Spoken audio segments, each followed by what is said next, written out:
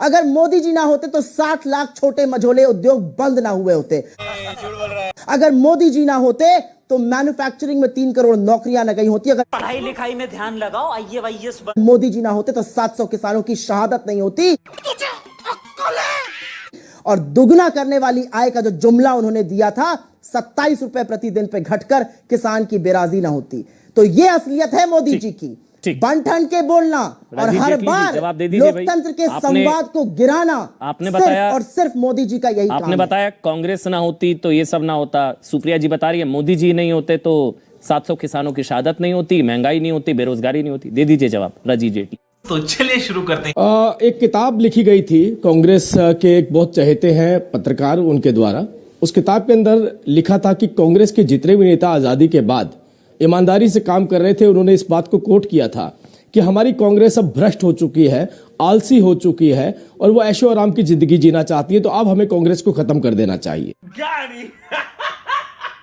जिन महात्मा गांधी की बात कर रहे हैं उसी महात्मा गांधी जी ने भी कहा था अब कांग्रेस का जो उद्देश्य था वो खत्म हो चुका है, इसे खत्म कर देना चाहिए। क्योंकि जिस वक्त पे पूरी देश जो है वो आजादी की लड़ाई लड़ रहा था, काला पानी की सजा भुगत रहा था, जिस वक्त पे पूरा देश सड़कों पर लाठियां खा रहा था, उस वक्त पे कांग्रेस के अंदर अध्यक्ष पद की लड़ाई चल रही थी। गुजरात को दूध दिया है तो इस तरफ देखिए इन महिलाओं ने दिया है। और जिसे ये आजादी की लड़ाई बताते हैं, नेताजी सुभाष चंद्र बोस को हटाने का षड्यंत्र चल रहा था और षड्यंत्र का इल्जाम जिसके ऊपर लगा था, मैं उसका नाम दोबारा कोट नहीं करना चाहता, जिन्हें ये कह रहे हैं कि उनके सामने नाक रगड़ते हैं, अगर वहां पर वो राजनीति कमरे के अंदर केवल राजनीति चल रही थी तो वो सड़क पे डंडे खाना वाले व्यक्ति का नाम आपकी जुबान पे क्यों नहीं आया आज तक? क्यों नहीं आपने कहा उसमें आजादी का योगदान उसमें था? हमेशा आपने नेहरू जी को कोट किया। नेहरू जी पहले ऐसे व्यक्ति जिन्होंने कहा था कोरिया का असर मेरे भारत पे पड़ रहा है महंगाई का। क्या बढ़िया था गुरु। पहली बार जो लाल किले के ऊपर खड़े होकर अगर प्रधानमंत्री बोलते हैं जब हमारा ग्लोबल इकोनॉमी सिस्टम नहीं था उस वक्त पे आपने कोरिया पर इल्जाम लगाया अपनी महंगाई का, ये नेहरू जी थे। और नेहरू जी के ऊपर आप बार बार बोलते रहे प्रधानमंत्री जी बोलिए। प्रधानमंत्री जी जब आपकी पोल खोली तो आप बताइए आपके पास कोई जवाब नहीं था। समझ रहे हो? समझ रहे हो आप?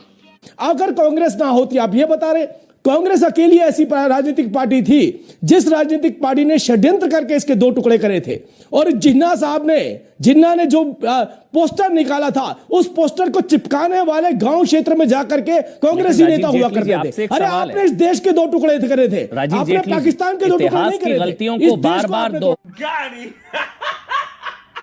तमिलनाडु से आप गायब हो गए, त्रिपुरा से आप गायब हो गए, आज से नहीं 30 साल से गायब है और आप गायब होते चले जा रहे हैं। जहां जहां आए थोड़े वक्त के लिए वहां पे भी आपकी हरकतों ने आपको वापस उसी जगह बिठा दिया जहां पर आपको होना चाहिए था। अरे भाई कांग्रेस के ऊपर चर्चा हो रही है, आपके लिए बहुत बड़ी बात है। आज कांग्रेस के ऊपर अमन जी चर्चा कर रहे हैं, मुझे लगता है यही आपके लिए बड़ा स्पेस है। इसे कैश कर लीजिए। आप अच्छा बोलती हैं सुप्रिया जी, आप ही कांग्रेस बनकर अपनी कांग्रेस पार्टी को जिंदा रख रही हैं। ये ना राहुल गांधी कर पा रहे हैं, ना प्रियंका गांधी कर पा रही है, ना सोनिया गांधी कर पा रही है, ना आपके वो भ्रष्ट नेता कर पा रहे हैं, ना आपके कार्यकर्ता कर पा रहे हैं जिनकी दुकान केवल भ्रष्टाचार से चला करती थी।